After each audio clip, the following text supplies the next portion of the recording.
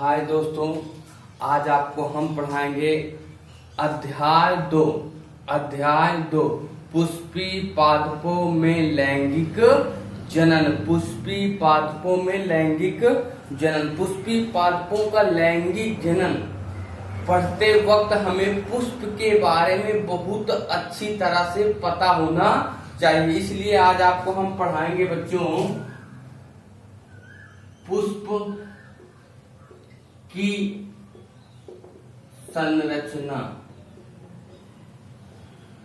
पुष्प की संरचना आज आपको हम पढ़ाएंगे दोस्तों पुष्प की संरचना। आज आपको हम पढ़ाएंगे पुष्प की संरचना। पुष्प निम्नलिखित 4 भागों में बटा होता है।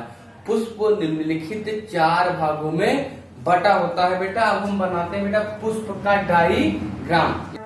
देखो दोस्तों, ये पुष्प का हमने आरेखित चित्र बना दिया दोस्तों। पुष्प का आरेखित चित्र जब मैंने बना दिया दोस्तों, तो इसे कहा जाता है दोस्तों बाह्य दल। बात आई समझ में दोस्तों, इसे कहा जाता है बाह्य दल। इसे कहा जाता है दोस्तों दल पुंज। और दोस्तों इसे कहा जाता है पुमंग। और दोस्तों इसे कहा जाता है जायांग। अब दोस्तों पहले बात समझो, बाह्य दल किसे कहते हैं। बाह्य दल, यहाँ बाह्य दल के अंदर उपस्थित होता है। यह प्रायः 2 से 6 दलों का बना होता है। यह प्रायः दल के अंदर उपस्थित हुआ करता है। पुष्प का बाहरी भाग होता है उसी में उपस्थित हुआ करता है। 2 से 6 दलों का बना होता है और यह रंगीन होता है। और दोस्तों अब दल पुंज किसे कहते हैं। यह पुष्प का सबसे बाहरी चक्र होता है। यह पुष्प का सबसे बाहरी चक्र होता है और इनकी पत्तियां हरी होती हैं। और दोस्तों पुमंग किसे कहते हैं दोस्तों। पुमंग जो हुआ करता है बेटा, यह नर भाग का प्रजनन है। यह नर भाग का प्रजनन अंग माना जाता है, जिसे पुंकेसर कहते हैं। जिसे क्या कहते हैं, पुंकेसर कहा जाता है। और बेटा इसे अगला भाग बनता है जायांग। जायांग सबसे बाहरी अंदर का भाग हुआ करता है। इसे मादा जननांग का भाग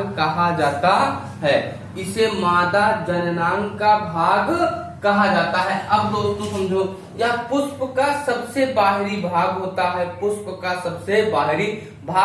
जो पुष्प के हरे कलर में उपस्थित हुआ करता है। और बेटा ये क्या है, दलपुंज। यह दलपुंज जो हुआ करता है 2 से 6 भागों में छोटे छोटे खंडों के रूप में बटे हुआ करता है। आप गुड़हल का पुष्प देखोगे तो उसमें ऐसी संरचनाएं दिखाई प्रतीत होती हैं। और बेटा ये क्या है, पुमंग की बात है, इसे नर जनन कहा जाता है। जनन कहा जाता है दोस्तों। इसे क्या कहा जाता है, नर जनन कहा जाता है। और दोस्तों यह एक प्रकार का पुंकेसर माना जाता है। एक प्रकार का क्या माना जाता है दोस्तों, इसे पुंकेसर कहा जाता है। इसे पुंकेसर दोस्तों कहा जाया करता है। और दोस्तों और यह पुंकेसर हमारे यहाँ एक पराग कोष, पुंकेसर पराग, इसे दोस्तों कहा जाता है पराग कोष। इसे पराग कोष कहा जाता है। बात है समझ में दोस्तों, इसे पराग कोष कहा जाता है। और इसे इसके ऊपर जो बना हुआ है इसे कहा जाता है दोस्तों वर्तिकाग्र। क्या कहा जाता है दोस्तों, वर्तिकाग्र। अब दोस्तों ये है जायांग। यहाँ मादा जननांग कहा जाता है दोस्तों। इसे मादा जनन तंत्र कहा जाता है या मादा जनन कहा जाता है। इसे मादा जनन कहा जाता है। अब दोस्तों एक बात समझो, मादा जनन की बात, यह पुष्प जिसमें खिलते हैं, इसमें पुष्प खिल जाते हैं और इसमें कई कुंडलियां उपस्थित हुआ करते हैं। उपस्थित हुआ करते हैं। और इसके अंदर देखोगे, इसके अंदर दोस्तों, इसके अंदर देखोगे तो छोटे छोटे बीज के रूप में बटे हुआ करते हैं, जिसे बीजांड कहा जाता है। जिसे क्या कहा जाता है दोस्तों? बीजांड। जिसे दोस्तों बीजांड कहा जाता है। और दोस्तों एक ऐसी देखोगे पतली सी एक ऐसी नलिका होती है दोस्तों, ऐसे एक पतली सी नलिका होती है दोस्तों, उसे कहा जाता है पराग नलिका। उसे दोस्तों क्या कहते हैं? पराग नलिका। बात आई समझ में? उसे दोस्तों पराग नलिका कहा जाता है। और दोस्तों यहाँ पुष्प के कई प्रकार के बताए जाते हैं। और दोस्तों इसके अंतर्गत अंडाशय उपस्थित होता है। इसके अंतर्गत दोस्तों अंडाशय उपस्थित हुआ करता है, जिससे पुष्पों के भाग बटे होते हैं। और कुछ इसके दोस्तों सहायक चक्र होते हैं। दोस्तों इसके कुछ सहायक, यही पर लिख देते हैं दोस्तों, इसके कुछ सहायक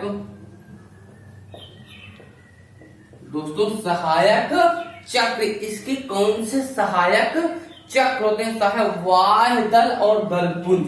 वह सहायक चक्र वाह्य दल और दल पुंज, ये पुष्प के सहायक चक्र होते हैं, जिससे पुष्प का एक जायगोट की क्रिया का निर्माण होता है। और दोस्तों दूसरा इसका पॉइंट होता है आवश्यक चक्र। आवश्यक चक्र होता है दोस्तों,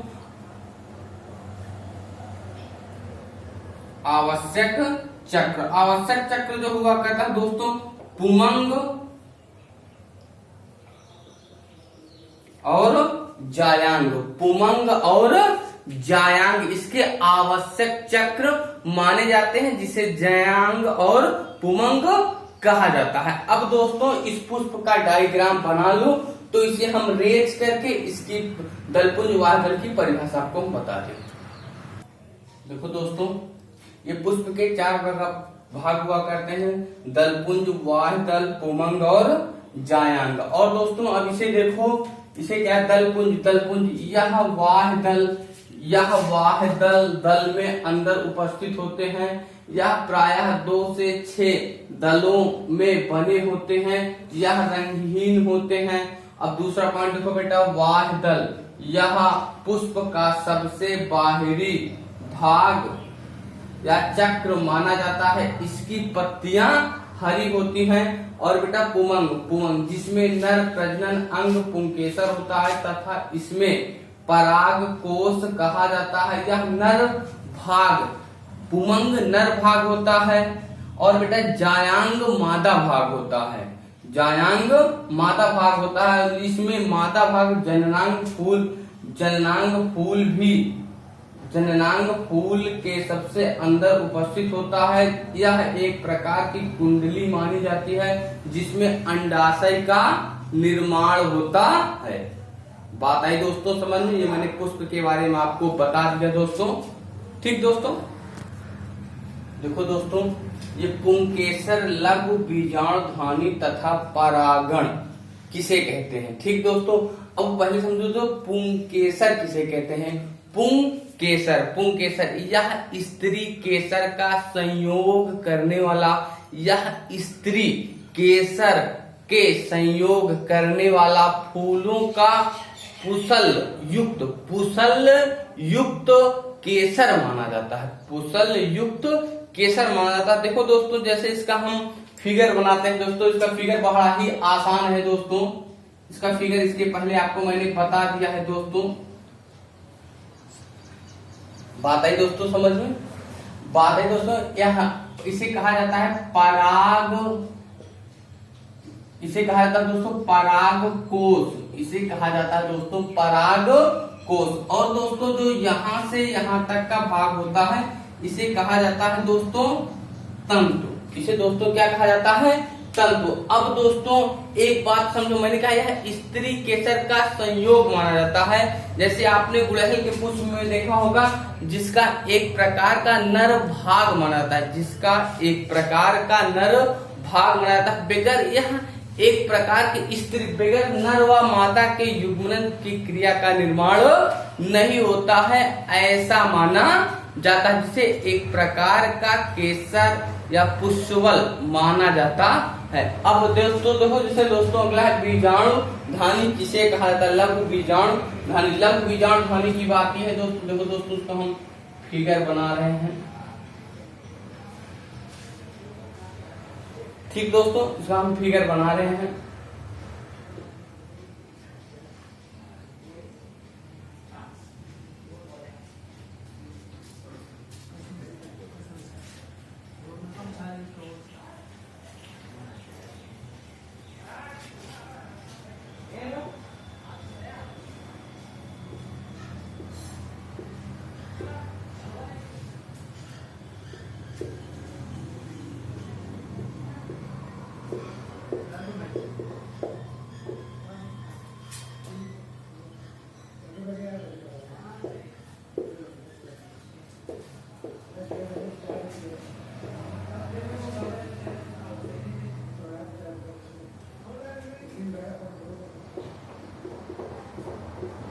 देखो दोस्तों, मैंने इसका फिगर बना दिया दोस्तों। इसके जो पुष्प जो उसके अंदर जो हुआ करता है, इसे 4 भागों में डिवाइड हुआ करता है। जो दोस्तों गोले टाइप दिखाई दे रहा है उसे लघु बीजाणु कहते हैं। उसे दोस्तों क्या कहते हैं? लघु बीजाणु। और दोस्तों इसके अंदर जो बीज उपस्थित हुआ करता है दोस्तों, इसके अंदर जो बीज उपस्थित होता है उसे पराग कोष कहा जाता है। और नीचे के भाग को क्या कहते हैं? तंतु कहते हैं। नीचे के भाग को तंतु कहते हैं। अब दोस्तों इसकी परिभाषा समझ लो। यह एक प्रकार के केंद्र की स्थिति, यह एक प्रकार की केंद्र पर स्थित होते हैं। यह बीजाणु जनन ऊतकों की कोशिका मानी जाती है। यह जनन ऊतकों की कोशिका मानी जाती है, जो 4 भागों में विभाजित होती है। जो 4 भागों में विभाजित होती है दोस्तों, जो 4 भागों में विभाजित होती है। नंबर 1 होती है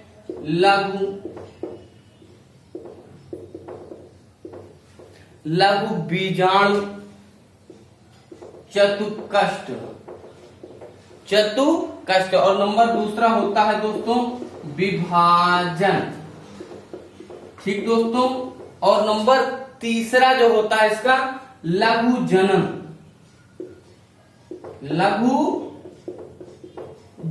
और दोस्तों चौथा जो होता है इसका चौथा जो होता है उसे परागकण कहा जाता है। बात आई दोस्तों, चौथे को परागण कहा जाता है। अब दोस्तों आपको हम परागण का चित्र बनाते हैं। ये दोस्तों बना लो, फिर आगे हम आपको बताएं। देखो दोस्तों, मैंने ये परागण का चित्र बना दिया दोस्तों। पहले समझ लो परागण किसे कहते हैं।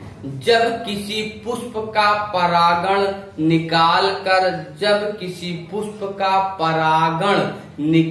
कर किसी दूसरे पुष्प या फिर किसी दूसरे पौधे के पुष्प तक पहुंचाया जाता है, फिर दूसरे पुष्प तक पहुंचाया जाता है, उसे परागण कहते हैं। उसे क्या कहते हैं? परागण कहते हैं। अब दोस्तों देखो, इसका जो बाहरी भाग हुआ करता है उसे जनन छिद्र, जो छोटे छोटे खंडित दिखाई दे रहे हैं बेटा, उसे जनन छिद्र कहा जाता है। और जो ऊपर के बाहरी भाग हुआ करते हैं उसे वाह्यचोल। जनन छिद्र से परागण का निर्माण व एक स्थान से दूसरे स्थान तक जाने की प्रक्रिया करते हैं। और दोस्तों इसे क्या कहते हैं? वाह्यचोल उसकी शरीर की सुरक्षा प्रदान करता। और अंतःचोल जो हुआ करता, अंतःचोल के अंतर्गत परागण या पुंकेसर उपस्थित हुआ करते हैं। और केंद्रक उसके बीच का शरीर हुआ करता है, जहां एक प्रकार के युग्मनज या जायगोट का निर्माण होता है। जायगोट का निर्माण होता है। और दूसरी बात दोस्तों, इसे वर्धी केंद्रक की बात है। केंद्रक छोटा होता है और वर्धी केंद्रक बड़ा होता है। केंद्रक छोटा होता है और वर्धी केंद्रक बड़ा होता है। बात आई दोस्तों समझ में। अब आप सभी लोग दोस्तों इसकी परिभाषा लिखना चाहो तो मैं बोल रहा हूं दोस्तों, लिख लीजिए। देखो परागण की परिभाषा, ठीक दोस्तों। देखो दोस्तों ये इसकी परिभाषा रही। यह स्त्री केसर के संयोग करने वाला फूलों का पुष्पबल युक्त केसर माना जाता है। लघु बीजाणुधानी में स्थित होता है, जो जनन ऊतकों का निर्माण करता है तथा इसके परागण पुष्प से निकालकर दूसरे पुष्प तक पहुंचाए जाते हैं।